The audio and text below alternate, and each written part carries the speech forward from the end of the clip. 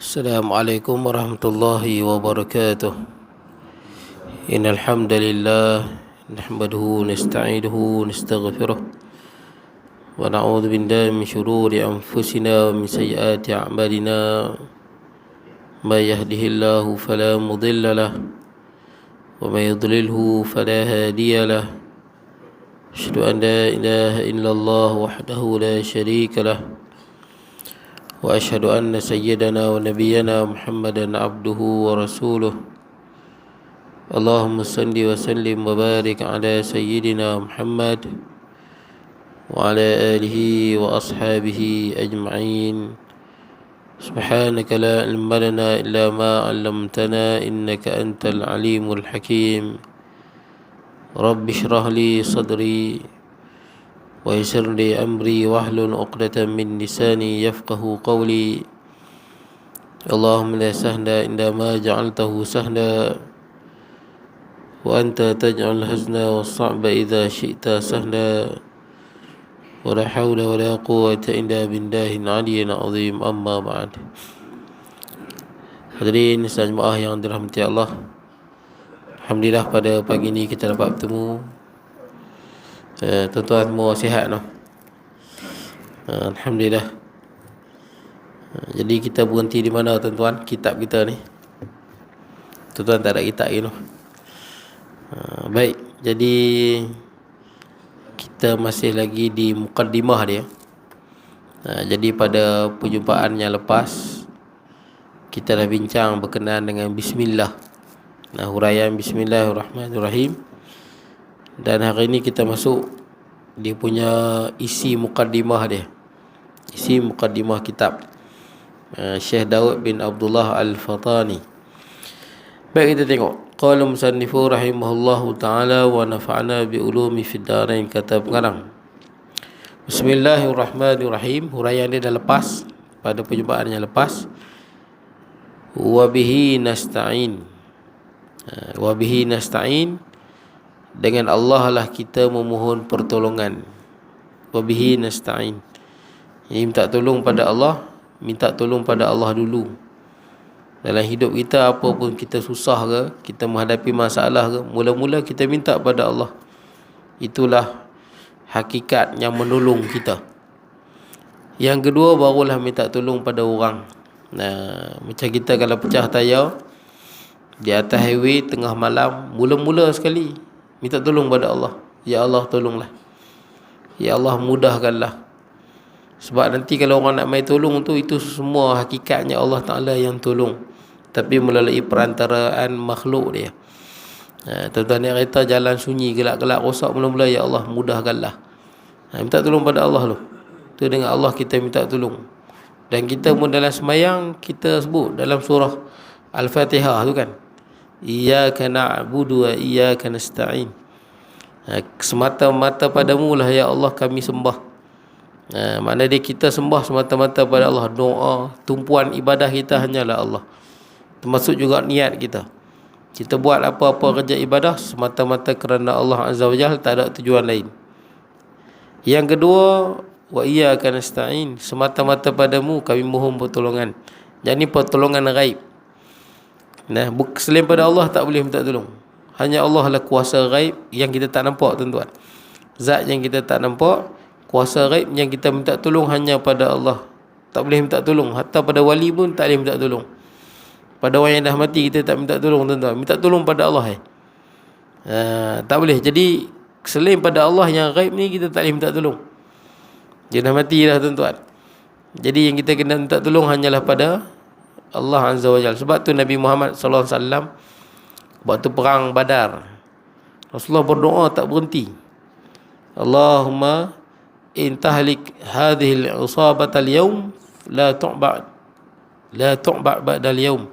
Ya Allah, kalaulah hancur umat Islam yang perjuangkan Islam ni, maka tidak ada lagi yang beribadah padamu. Rasulullah berdoa berkali-kali, minta pada Allah. Rasulullah tak minta tolong pada Nabi Ibrahim, tak tolong pada Nabi Musa, tak minta tolong pada Nabi Isa dan Nabi-Nabi lain. Nabi Muhammad minta tolong pada Allah. Kuasa ghaib yang kita minta tolong hanyalah Allah Azza wa Jalla. Cuma Allah Ta'ala akan tolong lagu mana? Allah Ta'ala tolong dengan menghantar hamba dia. Sebab Allah Ta'ala tak terikat dengan makhluk dia, tuan-tuan. Kenapa Allah Ta'ala sendiri yang tak main tolong? Kalau orang fikir lah, kenapa Allah sendiri yang tak main tolong? Kenapa hantar hamba dia? Yang pertama, pertolongan Allah melalui hamba dia. Itu pertolongan Allah. Seperti mana dalam perang Badar tu Allah Ta'ala hantar malaikat bi alfim minal malaikati murdifin. Malaikat datang 1000 berturut-turut, main sikit. Jibril datang, Israfil datang, Mikail datang, tapi dalam rupa manusia. Hatta sahabat Nabi pun nampak. Dalam perang Badar tu Allah Ta'ala tolong sahabat Nabi nampak. Tapi Jibril tak datang dalam rupa asal dia. Rupa asal Jibril ni besar. Dia ada 600 sayap. Kalau ikut rupa asal Jibril AS ni, dia jerekah, tuan-tuan. Dia jerekah, mati habis yang ada di bumi ni. Dia jerekah, dia tempik. Seperti mana kaum Ad, kaum Samud, Jibril tempik je, jerekah. Sekali jerekah, mati semua. Tapi Jibril datang tolong dengan izin Allah dalam rupa manusia. Itu Jibril naik kuda dia, Haizun. Nama kuda dia Haizun. Jibril datang dalam rupa manusia. Mikail pun datang, Israfil pun datang, malaikat lain datang tapi dalam rupa manusia. Sehingga sahabat Nabi boleh nampak malaikat tu. Hatta kafir Quraisy pun boleh nampak. Yang ni malaikat kalau dia menjelma ke alam manusia kita nampak. Seperti mana jin lah. Jin kalau dia tak menjelma tak nampak. Siapa kata dia nampak jin, dia adalah penipu, tuan-tuan. Saksi dia tak boleh diterima. Jin kalau dia tak menjelma tak boleh tengok. Sebab Quran dah kata tak boleh tengok. Innahu yarakum huwa wa qabiluhu min haitsu la tarawnahum. Quran sebut je lah. Kita tak nampak iblis dengan keturunan dia, sedangkan iblis dengan keturunan dia nampak je. Kecuali dia menjelma lain lah. Dia main menjelma macam apa, kadang macam ulang dia menjelma, kadang macam anjing, kadang-kadang macam orang, kadang-kadang dia menjelma. Kenapa dia menjelma? Tidak, kita tak nampak dia. Jadi menjelma supaya kita nampak dia. Dia kalau dia menjelma, rupa dia tak elok lah. Biasanya begitulah. Tapi kalau siapa kata dia nampak jin, nampak setan, nampak ni, orang lain tak nampak, dia nampak. Itu kalau ikut Imam Syafi'i, dia adalah seorang penipu. Saksi dia tak boleh diterima. Jadi malaikat tolong. Dia main menjelma dalam rupa orang dan dia tolong. Tapi siapa hantar? Allah Ta'ala hantar. Tapi kalau orang tanya kenapa Allah sendiri yang tak main tolong, nanti kita jawab, tuan-tuan. Satu lagi contoh, tuan-tuan. Ada seorang sahabat Nabi nama dia Abu Mu'allaq. Abu Mu'allaq ni sahabat Nabi daripada kaum Ansar. Kaum Ansar ni sahabat Nabi yang menetap di Madinah, asal Madinah. Satu lagi sahabat Nabi dipanggil Muhajirin. Muhajirin ni daripada Mekah berhijrah ke Madinah. Muhajirin lebih tinggi darjat dia, kedudukan berbanding dengan Ansar. Ansar lebih tinggi daripada Tabi'in. Tabi'in lebih tinggi pada Tabi'in. Dan kita ni, tuan-tuan, tak payah banding dengan sahabat lah, langit bumi lah, tuan-tuan. Sahabat tu Allah Ta'ala pilih sahabat menjadi sahabat kepada Nabi SAW. Mereka antara manusia yang terbaik setelah Nabi dan Rasul. Baik, jadi tuan-tuan, Abu Mu'allaq ni dia pedagang. Dia seorang pedagang. Dia bawa barang, dia berniaga. Jadi Abu Mu'allaq ni satu hari dia kena rompak. Dia kalau kat padang pasir tu dia banyak rompak. Rompak padang pasir. Dia duduk tengah padang pasir, dia rompak, dia bunuh. Lepas tu dia tanam. Bukan senang nak cari mayat. Mayat kalau kena bunuh kat padang pasir payah jumpa. Sebab pasir ni kalau tuan-tuan tahu, dia kalau tuan-tuan tanam walaupun sikit, bau tu dia tak keluar. Pasir. Tu tengok orang yang tanam mayat di kawasan pantai-pantai kan. Cuba tengok dia bertanam, memang sikit, tuan-tuan, tak dalam pun. Tak tengok belah penaga, belah ni, sebab pasir mana boleh korek dalam. Runtuh lah, tuan-tuan. Saya pernah tengok dia bertanam, saya terkejut tengok dekatnya antara keranda tu dengan atas tu. Pasal dia pun tak boleh dalam, dia runtuh. Tapi bau memang tak bau. Itu pasir. Dia tutup bau. Tapi kita kalau tanah tak boleh. Tanah tanam dekat, boleh bau. Kalau hujan nanti boleh tenang balik keluar. Kan dia tenang keluar. Dia orang kata kumuk tak diterima. Bukan tak diterima, tuan-tuan. Boleh jadi juga tak diterima. Tapi memang bila hujan, tuan-tuan tanam tak dalam, memang dia boleh tenang balik, mayat tu keluar. Baik, jadi tuan-tuan, dulu-dulu di padang pasir ni ada perompak, dia akan ambil harta semua, dia akan bunuh. Dan orang takkan tahu kita dah mati, dan kita di mana orang pun tak tahu. Kita hilang macam tu saja. Padang pasir, mana ada orang duduk tengah padang pasir. Satu hari dia tengah bawa barang dagangan dia nak berniaga, ada perompak tahan dia. Dan perompak ni ambil semua harta dia. Dah ambil semua dan perompak ni nak bunuh dia. Dia pun kata tadi kata nak harta. Lah ni ambil lah harta dah bagi dah. Kenapa nak bunuh aku pula? Kata perompak ni harta ni semua dah jadi milik aku. Cuma nyawa hang sekarang aku nak ambil pula. Dia nak tutup rahsia. Jadi dia nak bunuh sahabat ni. Jadi sahabat ni pun kata tak apalah. Kalau macam tu izinkan aku semayang 4 rakaat. Jadi tuan-tuan kalau dalam susah semayang 4 rakaat. Semayang hajat tuan-tuan 4 rakaat. Betul semayang hajat kalau boleh buatlah 4. Kalau boleh 2 pun okey tuan-tuan. 2 pun ada riwayat dia. 4 pun okey juga. 4 lebih baiklah. Jadi dia bagi dia semayang 4 rakaat. Lepas dia semayang 4 rakaat tu dia buat 2-2. Semayang kalau siang kita buat 2-2, jangan gabung. Masna malam siang boleh juga 4 terus boleh. Tapi kalau 2-2 lebih banyak pahala berbanding kita terus buat 4. Sembahyang sunat. Jadi pada sujud yang terakhir tu dia berdoa. Ya Wadud. Waktu sujud terakhir tu. Sebab tu Nabi suruh kita banyak berdoa waktu sujud. Tapi kena dalam bahasa Arab lah. Dalam bahasa Arab. Sebab itu bahasa Quran, itulah bahasa zikir kita, bahasa Arab. Kalau dalam bahasa Melayu, dalam hati. Dalam bahasa Melayu, dalam hati. Jadi dia berdoa pada Allah, Ya Wadud, wahai Tuhan yang Maha Penyayang. Ya Dzal Arsyil Majid, wahai Tuhan yang memiliki arasy yang mulia. Arasy makhluk yang paling besar. Besar, sebesar-besarnya tuan-tuan. Tak dapat kita bayangkan. Arasy meliputi masa dan tempat. Kita dengar masa ni luas. Masa diliputi oleh arasy. Luas tak luasnya arasy tu. Jadi tuan-tuan, wahai Tuhan pemilik arasy yang besar, arasy tempat dia di atas, besar. Kemudian ya fa'al lima yurid, wahai Tuhan yang melakukan apa yang dia kehendaki. As'aluka bi'izzika alladhi la yuram, aku minta tolong dengan kemuliaanmu yang tidak pernah hilang. Wa mulkika alladhi la yudam, dan aku mohon pertolongan dengan kerajaanmu yang tidak akan habis. Wa min nurika alladhi mala'a arkan arsyik, dan aku mohon ampun dengan cahayamu yang memenuhi ruang-ruang arasy-Mu. An takfiyani syarra hadzal lis, selamatkanlah aku daripada pencuri ni. Ya Mughith aghithni, wahai Tuhan yang Maha Penolong, tolonglah aku. Ya Mughith aghithni, wahai Tuhan yang Maha Penolong, tolonglah aku. Ya Mughith aghithni, wahai Tuhan yang Maha Penolong, tolonglah aku. Lepas habis sembahyang, tengok ada satu tentera berkuda, pakai topeng lengkap, pegang tombak. Tentera ni dengan pantas dia pergi dekat perompak tu, ditikam, mati perompak. Maka dia pun tanya kat tentera berkuda ni, hang ni siapa dia? Aku dah selamat dah dengan hang. Kata tentera ni, aku adalah malaikat penghuni langit yang keempat. Langit keempat. Waktu kali pertama hang kata ya Mughith aghithni, maka bunyi pintu langit. Pintu langit semua bunyi. Tung tung tung tung, bunyi pintu langit. Dia ada 7 lapis pintu langit berbunyi. Ni orang yang doa mustajab lah tuan-tuan. Dia doa dengan penuh pengharapan dia. Bunyi pintu langit semua.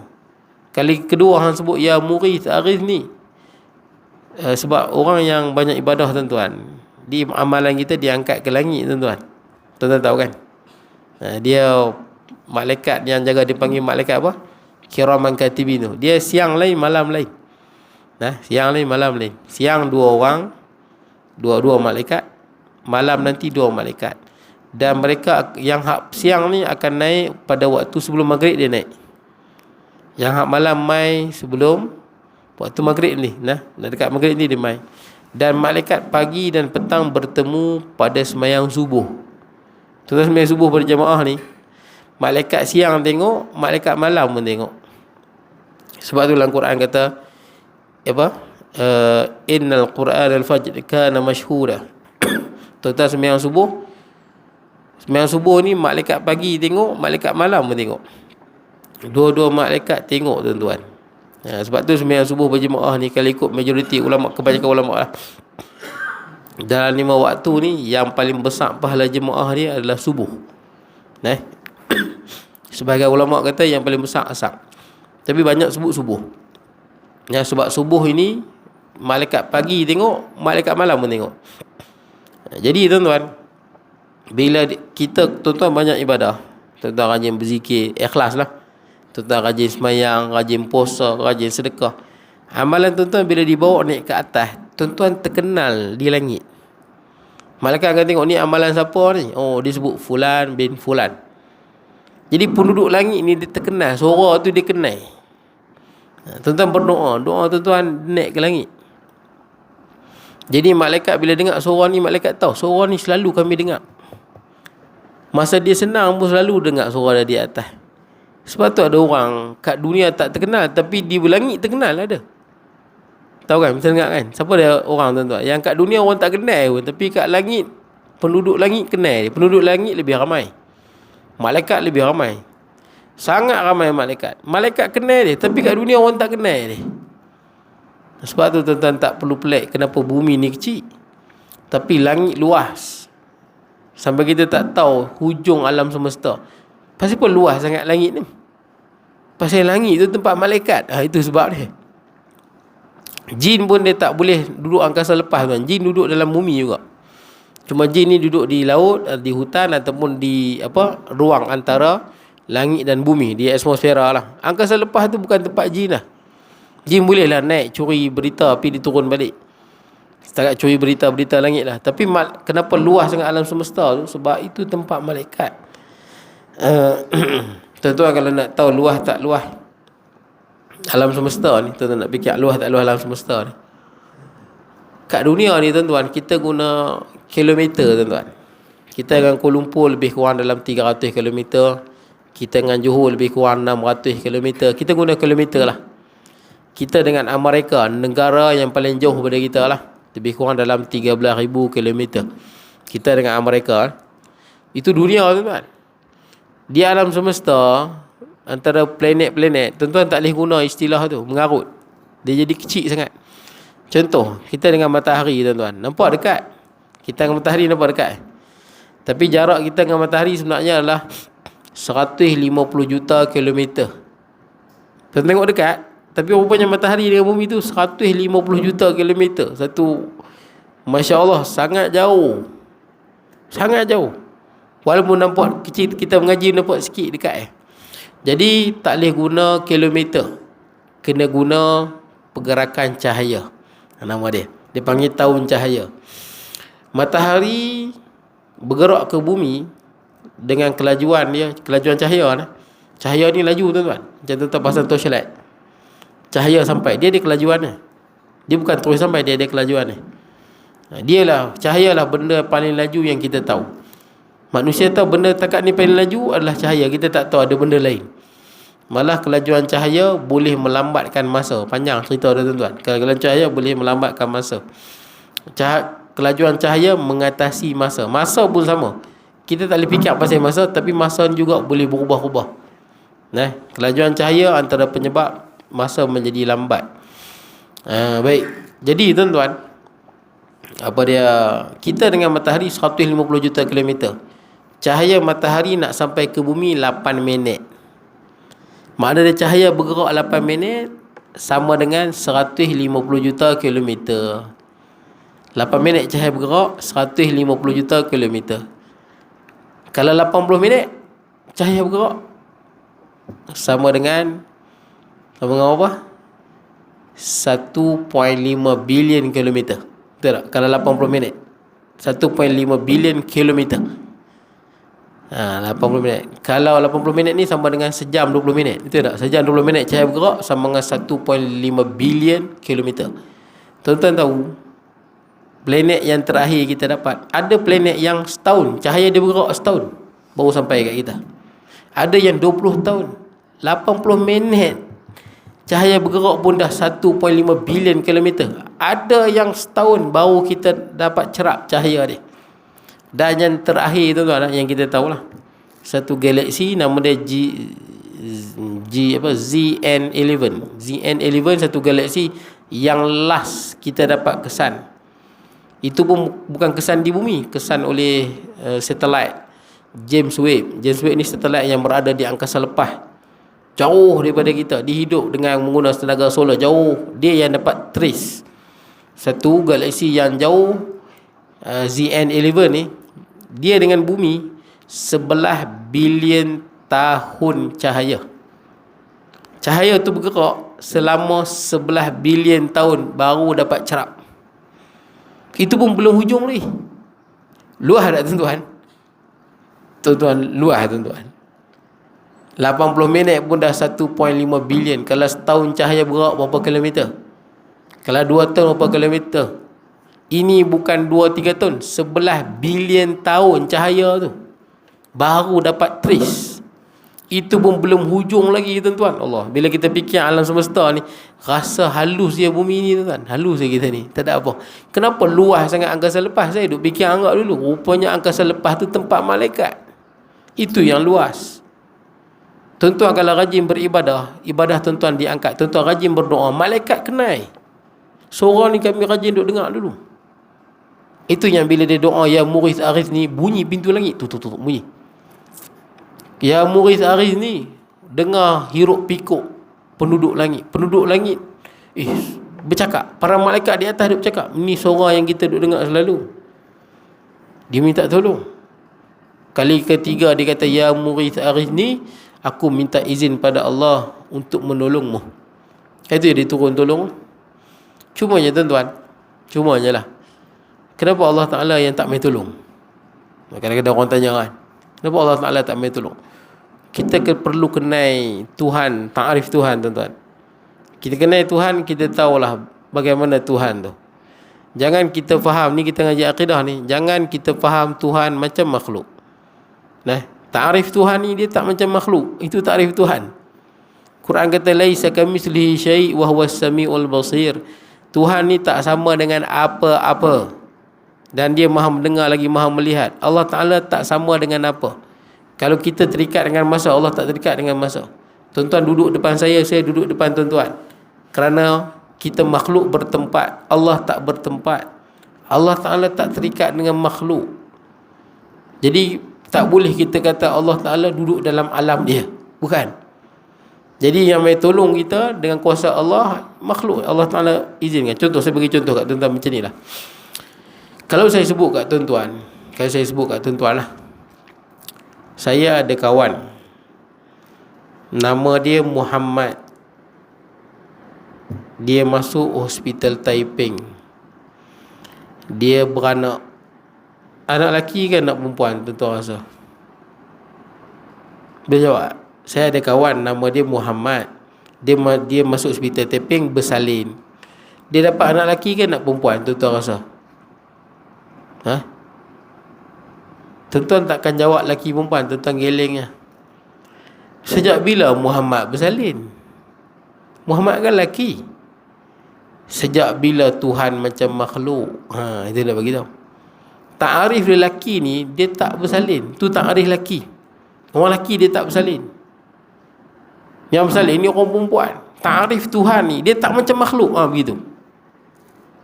Kalau macam makhluk tu bukan Tuhan. Jangan kita fikir kerangka makhluk letak pada Allah. Silap.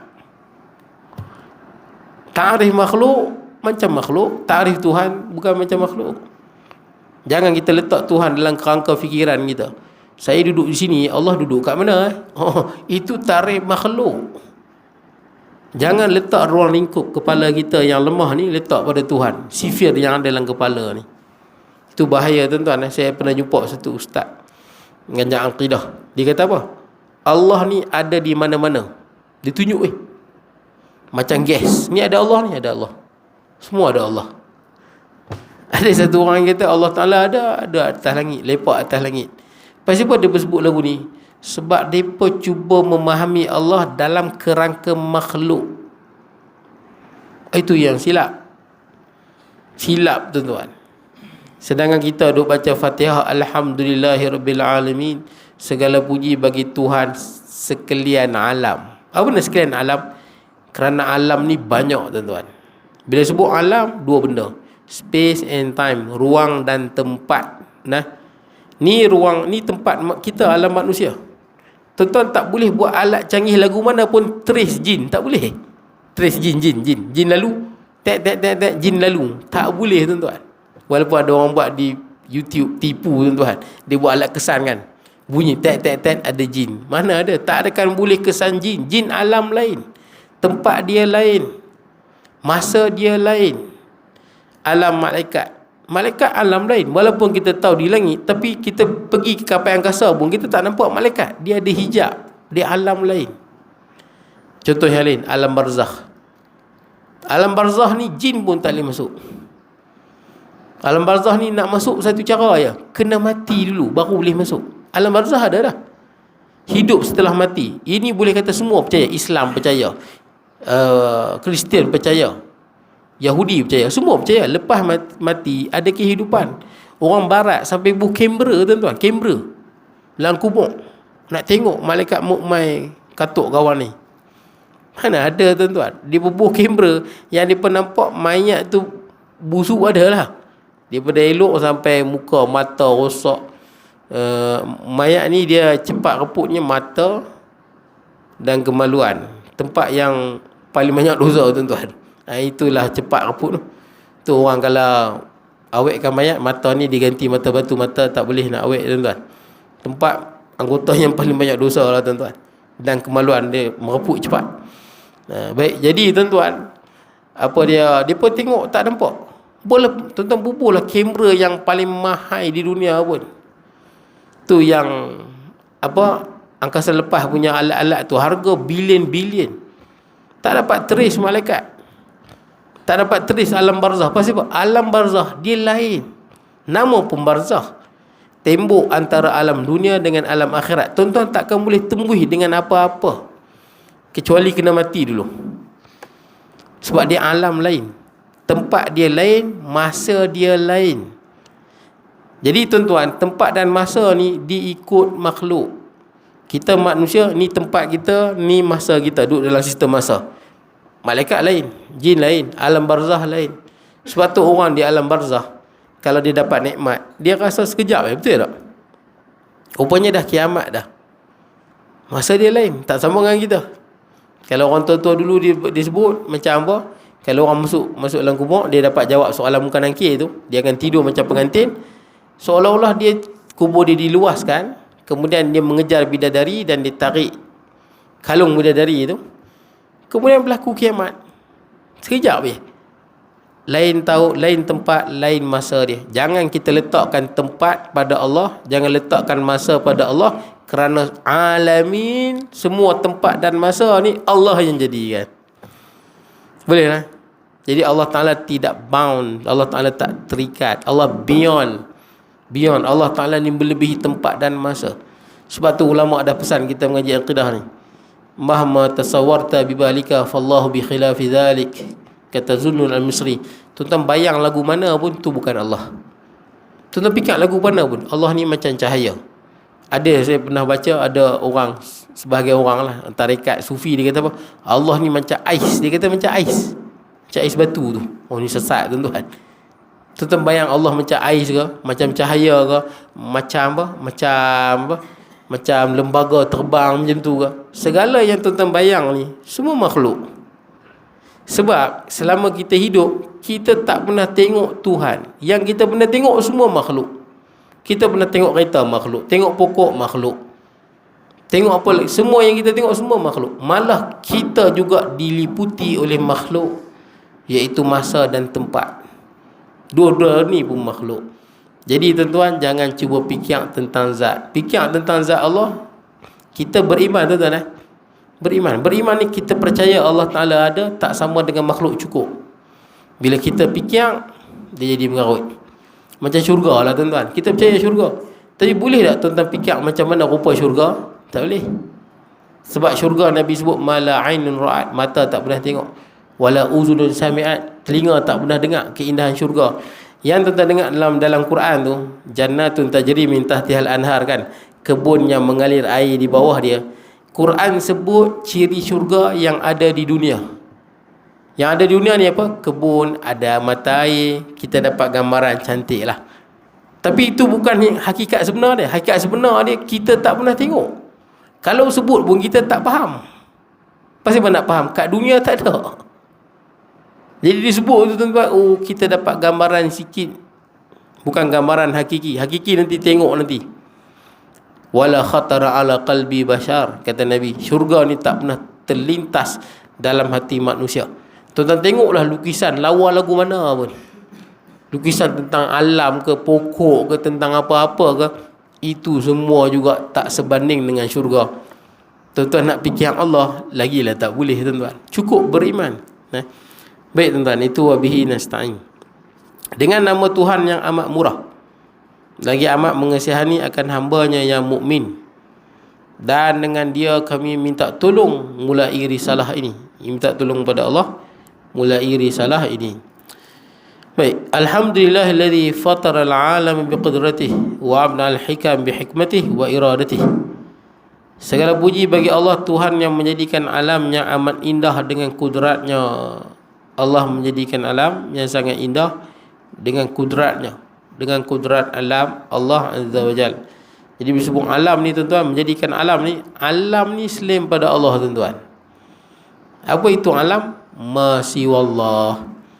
Bila sebut alam, selain daripada Allah itu alam. Bila selain pada Allah, apa-apa saja. Baik. Sebab tu tuan-tuan pernah dengar orang sebut apa? Azali. Macam dengar tu Azali. Bateri habis ke ni? Bateri habis? Oh, tuan-tuan dah setting dah kot tu. Bila syuruk ya, dia terus mati ya. Andai tuan-tuan setting, belum syuruk lagi 5 minit. Boleh lah tuan-tuan. Oh, ada bateri ni kan, bateri. Boleh jadi bateri dalam ni ya. Bateri habis kot. Tak apa tuan-tuan, ni boleh lagi ni. Jadi tuan-tuan, selain pada Allah disebut sebagai alam. Sebab tu tuan-tuan pernah dengar orang kata azali. Tuan dengar azali. Sejak azali lagi. Hang ni sejak azali lagi lagu ni. Bila sebut azali tu apa? Azali. Azali, aku ni pada azali macam ni lah, dah ditetapkan. Azali ni satu keadaan.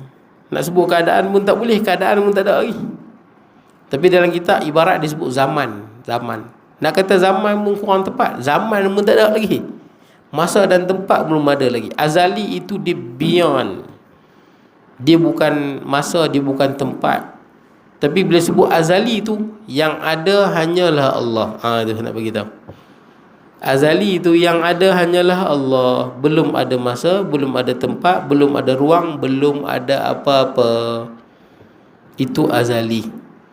Kana Allah wa lam yakun syai'un ghairuh. Disebut dalam hadis. Allah dah ada sejak azali lagi. Wa lam yakun syai'un ghairuh. Tidak ada yang ada bersama dengannya. Tak ada apa-apa. Itulah nama azali. Allah Ta'ala menjadikan alam dengan kekuasaannya, kekuasaan Allah Azza wa Jal, dan mengeluarkan bagi hukum dengan hikmahnya dan iradahnya. Dan Allah Ta'ala keluarkan segala hukum. Hukum hakam yang Allah keluarkan ni dengan kebijaksanaan Allah, dengan hikmahnya dan iradahnya. Hikmah ni rahsia lah tuan-tuan, di sebaliknya. Iradah ni kehendak Allah. Ya Allah Ta'ala buat ni dengan kehendak Allah. Kehendak Allah ada benda yang kita boleh fikir, ada benda yang kita tak boleh fikir. Dalam Quran sebut fa'alul lima yurid. Allah Ta'ala buat apa yang Allah kehendaki. Allah buat dengan apa yang dia kehendaki. Dan apa yang Allah Ta'ala buat ni semua ada kebaikan di sebalik. Semua ada rahsia ni. Ada benda kita boleh fikir, ada benda kita tak boleh fikir. Baik. Jadi tuan-tuan, Allah Ta'ala jugalah yang memberi segala hukum, peraturan tuan-tuan. Yang dari dunia ni Allah Ta'ala yang tetapkan. Kadang-kadang kita boleh fikir, kadang-kadang kita tak boleh fikir. Contoh tuan-tuan, kita tahu orang yang mencuri ni dalam Islam suruh potong tangan lah. Cuma kita harap mudah-mudahan negara kita bolehlah buat. Tapi cerita dia panjang lah tuan-tuan. Cerita dia panjang, perlu kepada perlembagaan, perlu kepada undi dalam parlimen dan sebagainya. Tapi kena ada usaha ke arah tu. Usaha tu kena ada. Usaha ke arah tu kita kena ada lah. Cuma ya tuan-tuan, apa hikmah potong tangan? Dia bukan semua orang curi tu potong tangan. Curi potong tangan. Ini sebut dalam surah Al-Maidah. As-sariqu was-sariqatu faqta'u aydiyahuma nakalan min Allah. Pencuri lelaki, pencuri perempuan, potong tangan dia sebagai hukuman daripada Allah. Ada orang kadang-kadang dia fikir macam teruk betul tangan. Ada orang dia fikir kan teruk. Pertama, curi ni bukan semua curi. Curi yang sampai rubuk dinar. Rubuk dinar ni lebih kurang dalam 200.5. Nah, curi yang nilai dia atas RM250. Nah, itu yang pertama. Yang kedua, mestilah barang itu disimpan dengan baik. Tidak simpan dalam peti elok, dia pecah masuk. Itu yang kedua.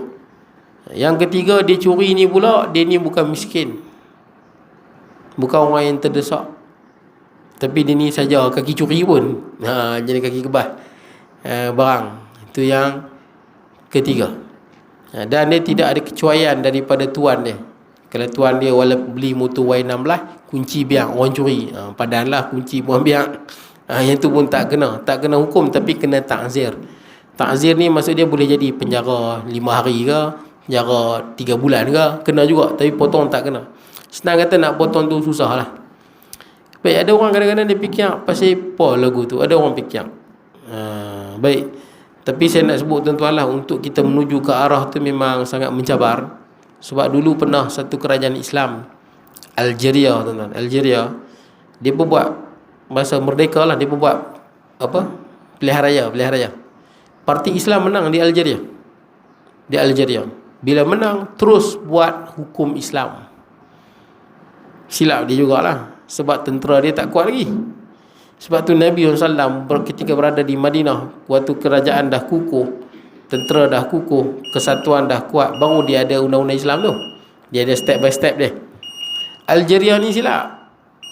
Dia naik je, menang pilihan raya, okey kita terus buat undang-undang Islam. Apa jadi? Tentang kena ingat, orang yang non-Muslim ni biasanya dia kurang senang. Orang yang kafir.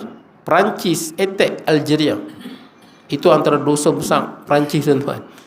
Kita demah Rusia serang Ukraine, Perancis serang Algeria tuan, mati ratus ribu umat Islam kena bunuh. Dan kita tak dapat pertahankan diri, pasal Perancis kuasa dunia, yang antara yang terkuat. Bila laksana Islam, Perancis tu attack. Walaupun mereka ni sembang demokrasi ini bohong ya. Selagi mana yang naik tu orang mereka demokrasi ya.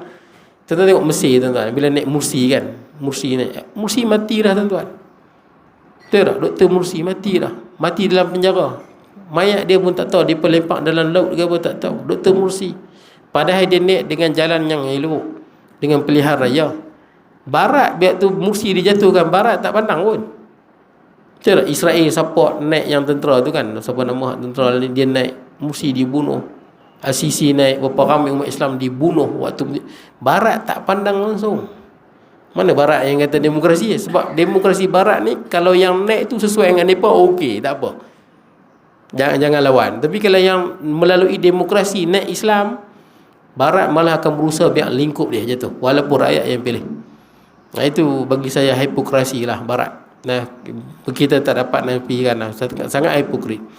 Algeria bila buat undang-undang Islam, diserang oleh Perancis, ramai ulama dibunuh, habis tuan-tuan, habis dah, licin habis lah, rata habis. Tuan-tuan tengok Brunei tuan-tuan, bila dia buat undang-undang Islam, Brunei dia dah kuat, dia buat undang Islam. Orang-orang bukan Islam di luar negara ni, mereka berkempen boykot segala hotel Brunei. Brunei punya hotel boykot, walaupun undang-undang tu tak ada kaitan dengan dia pun. Tapi gitulah tuan-tuan, orang yang kafir ni dia kurang senang benda-benda ni. Baik, ala kuliah tuan-tuan, saya nak sebut, saya bagi contoh tentang pertentangan ni lah.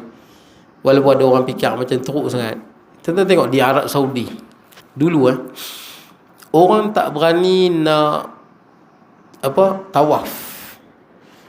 Sebab ni cerita dalam 200 tahun 300 tahun yang lepas lah. Sebab Arab Saudi dulu pun tak buat pertentangan. Dia dah buat lama dah. Jadi di Mekah tu banyak orang mencuri waktu tawaf. Orang lelaki pakai macam perempuan kan, dengan tutup nampak mata, curi merompak. Sampai orang nak tawaf di Kaabah tak berani. Pencuri banyak. Sekali curi dia tangkap. Maka Arab Saudi pun fikir, kita try buat potong tangan yang curi ni. Maka selama 34 tahun dia buat hukuman ni. Yang kena potong tangan hanyalah 16 orang 16. Pasal pun 16 orang tuan-tuan. Kalau ikutkan kita punya hukuman, orang curi banyak tak tuan-tuan? Agak-agak lah kita. Ui banyak tuan-tuan. kes curi banyak, tuan-tuan. Dan banyak kes curi diakhiri dengan kematian. Bagan serai pun ada, betul tak? Contoh ragut. Ragut kawan tu tak bagi, jatuh kawan tu mati. Banyak kes ni, bukan sikit, banyak. Kalau nak ikutkan kita punya kes ragut ni banyak, tuan-tuan. Kes curi lah, curi sawit lah, macam-macam kes curi, tuan-tuan. Segala jenis kes curi ni, tuan-tuan, punya banyak, tuan-tuan. Dan ada setengah kes curi sampai mati. Dia masuk nak mencuri, tengok kawan tu tak bagi, dia bunuh kawan tu. Asal niat nak curi, last kali dia bunuh. Ada kes curi, tuan-tuan. Saya ingat masa ada satu polis tu, dia pencen lah. Dia cerita antara kisah dia berada di Kuala Lumpur tu. Lama dia duduk, pencen lah. Dia kata ada satu kes tu, tentera baru kahwin. Tentera baru kahwin dengan bini dia. Baru kahwin, baru sangat kahwin. Malam tu perompak warga asing Indonesia masuk rumah dia dengan bini dia. Baru kahwin ni masuk. Mula-mula dia perompak, niat nak mencuri lah. Ikat dia, ikat bini dia. Tiba-tiba perompak ni tengok lawa bini dia. Dia perugul bini dia bergile-gile. Tuan tengok, niat nak mencuri, tapi hujungnya dia bersikap melampau. Jadi tuan-tuan, Arab Saudi bila dia buat hukum 34 tahun, kita ingatkan 34 orang kena potong. Rupanya 16 orang yang kena potong. Bila 16 orang ni kena potong, yang lain pakat duk takut. Dia punya tu, tuan-tuan. Kalau tak buat lagu tu, yang menjadi ancaman bukan pencuri, mangsa dia, tuan-tuan. Ada yang mati, ada yang kena rogol. Ada kes, tuan-tuan, orang pergi curi kan, pergi mencuri. Orang perempuan pakai emas Zulian. Dia pergi ragut. Ragut ni curi ya, tuan-tuan. Kawan dah pakai elok, kita pergi ragut. Bila dia pergi jual emas tu Zulian, dia tak puas hati, dia pergi cari balik orang tu. Dia pergi tetak, tuan-tuan. Pergi tetak. Tuan tengok mencuri. Niat dia nak curi. Kita yang kita tak mau hukum ni, kita jaga pencuri. Kita tak tahu mangsa dia yang kena tu. Dengan rogolnya yang kena bunuh ya, tuan-tuan. Dengan mula niat dia nak mencuri. Banyak orang lagu tu, asal niat dia nak mencuri, tapi kadang-kadang dia, bukan kadang-kadang, biasanya memang dia bertindak melampau lah. Memang dia bunuh lah, ujungnya dia bunuh lah. Jadi 34 tahun tu, tuan-tuan, potong tangan, 16 orang yang kena. Kes curi boleh dikatakan hilang terus. Pasal apa, tuan-tuan? Pasal hati-hati manusia ini, hati-hati anak Adam dalam kekuasaan Allah. Bila Allah Ta'ala masukkan takut, orang akan jadi takut. Orang jadi takut nak buat. Jadi sebab tu kadang-kadang benda kita tak boleh fikir, tapi bila dah buat, baru kita boleh fikir, tuan-tuan. Macam ni hikmah dia. Tapi kalau dunia sekarang ni, tuan-tuan, untuk kita laksanakan, panjang cerita lah. Sebab tu dia kena ada sikit dulu. Betul tak? Sikit-sikit. Hari you ubah sikit. Dia takkan boleh Islam ni boom sekali, dia tak boleh. Dia boleh sikit, tapi menuju ke arah tu. Masih menuju ke arah tu. Baik. Jadi Allah Ta'ala yang keluarkan hukum dia bihikmati, dengan hikmah dia, yang kita ada benda kita boleh fikir, ada benda kita boleh fikir, dan iradahnya dan kehendak Allah Azza wa Jal. Jadi semua yang Allah Ta'ala buat dengan kehendak Allah, dan ada hikmah di sebaliknya, ada rahsia di sebaliknya. Baik, tuan-tuan. Macam mana, tuan-tuan? Boleh takut tu? InsyaAllah kita sambung pada masa akan datang. Cukup sekadar itu. Saya mohon maaf kalau kurangan dan sebagainya. Aqulu qawli hadha wa astaghfirullahaladzim li wa lakum. Sa'al muslimina muslimat wal mu'minina wal mu'minat. Bismillahirrahmanirrahim. Allahumma ij'al jam'ana hadha jam'an marhuma wa tafarruqana ba'di tafarruqan ma'suma wa la taj'al minna syaqiyyan wa la mahruman wa la matruda. Wa sallallahu nabiyina